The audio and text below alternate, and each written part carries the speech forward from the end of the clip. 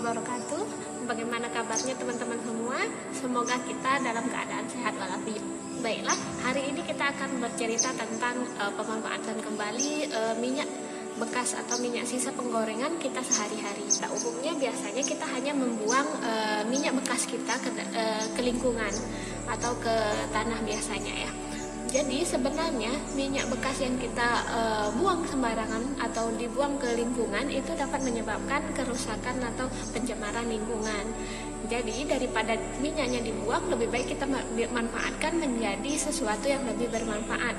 Di sini kita akan mempraktekkan bagaimana kita memanfaatkan minyak bekas menjadi sabun nantinya. Bahan yang kita gunakan yaitu yang pertama adalah minyak jelantah sebanyak 250 ml, kemudian air sebanyak 150 ml, kemudian soda api sebanyak 40 gram.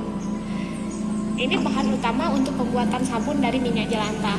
Jadi jika teman-teman ingin menambahkan pewangi atau ingin membuat sabun dengan aroma yang berbeda, teman-teman bisa menambahkan essential oil atau menggunakan air rebusan dari serai.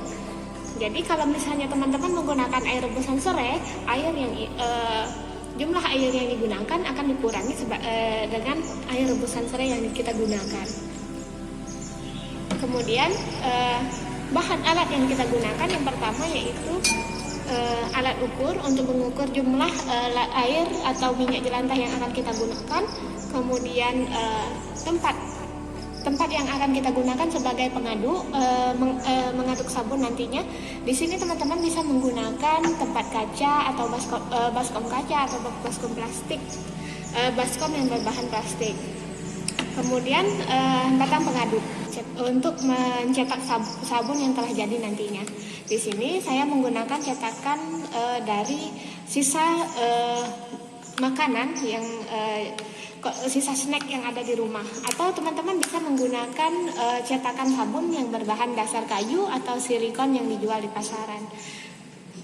Pertama, siapkan alat tempat untuk melarutkan soda api. Jadi yang pertama kita masukkan ialah air atau air dari rebusan serai. Di sini kita menggunakan air rebusan serai sebanyak 150 ml.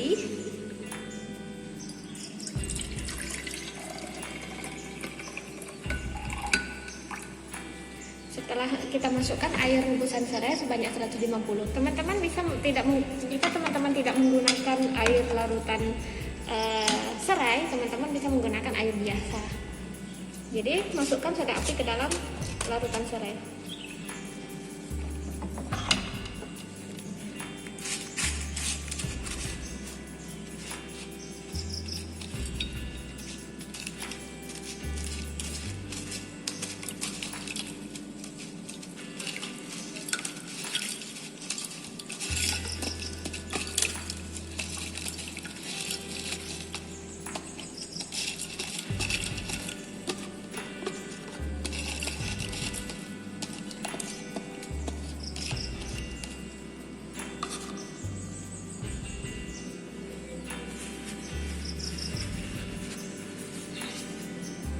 Perlu jadi catatan, teman-teman hendaknya jangan memegang soda api dengan tangan langsung, karena soda api menyebabkan akan memiliki rasa panas. Ini kita aduk.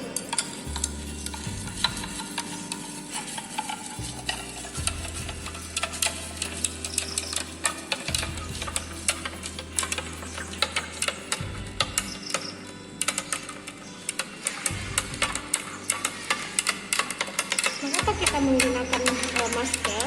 Karena larutan air dengan soda api akan menyebabkan uap.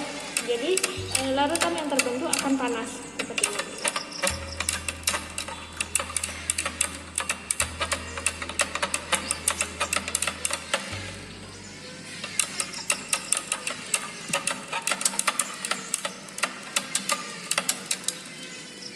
Jika sudah larut, teman-teman dapat menunggu hingga larutan soda api dengan air mencapai suhu ruangan.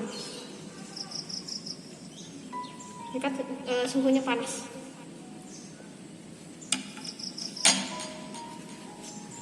Ini adalah bagian terakhir dalam pembuatan sabun. Kita akan menambahkan minyak jelantah ke dalam larutan soda api. Di sini tadi kita menggunakan larutan soda api yang telah digabungkan atau dilarutkan dengan larutan rebusan air serai.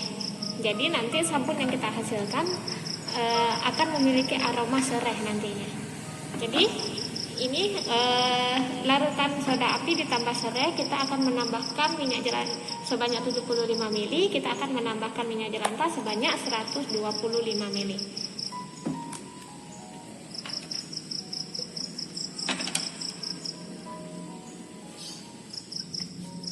Teman-teman, kita akan menambahkan minyak jelantah ke dalam larutan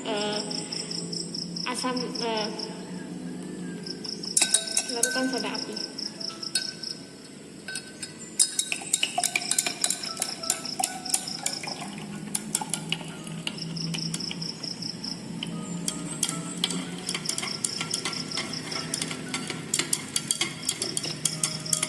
Kita aduk sehingga sedikit agak kental.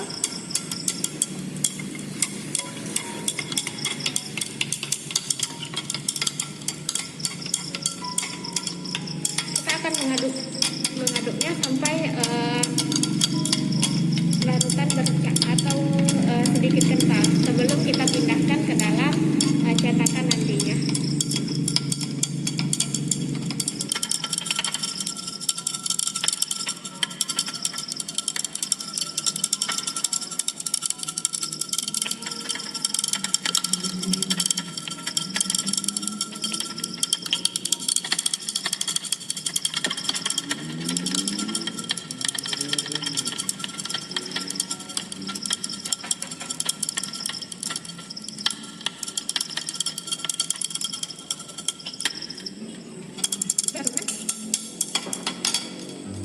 Kita akan menggunakan cetakan, kemudian kita pindahkan.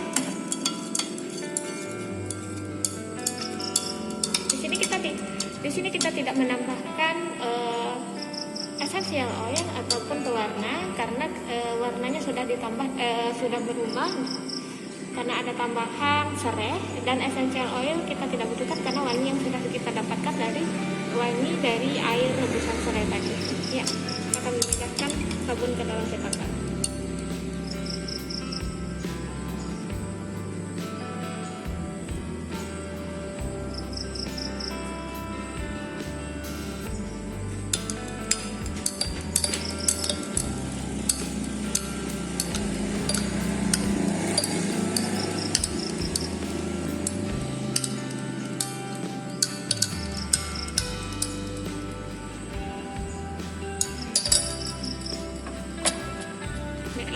Ini sabun minyak jelantah kita dari yang kita tambahkan dengan pewangi daun rebusan batang serai. Oke, baiklah teman-teman, kita sudah mempraktekkan bagaimana cara membuat sabun cuci menggunakan minyak jelantah. Jadi sabun yang telah kita buat tadi dapat kita diamkan 1 semalaman atau 24 jam. Nanti setelah itu bisa kita keluarkan dari cetakan dan dipotong sesuai keinginan teman-teman masing-masing. Kemudian setelah dipotong, teman-teman bisa mendiamkan dulu sabunnya selama minimal 3 minggu.